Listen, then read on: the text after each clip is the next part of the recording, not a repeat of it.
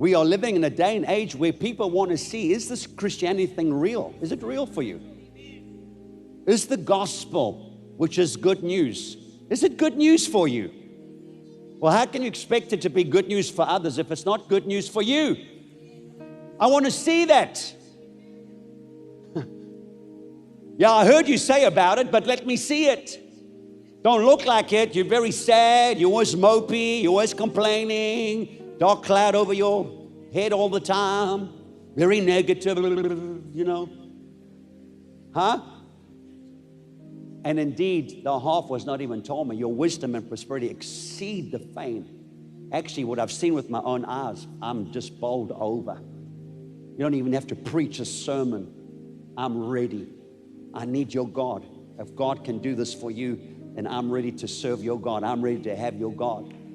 Verse 8, she said to him, happy are your men and happy are these your servants. What's that? What's that? That's national transformation.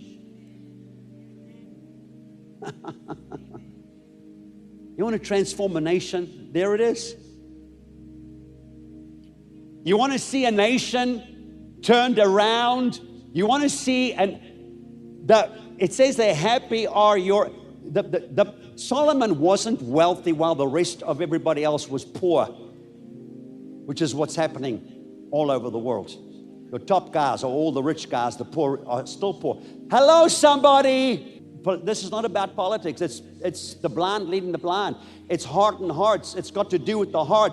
If you want transformation, what I'm saying here is that the prosperity, the wealth, the finances that was on Solomon was on the people as well.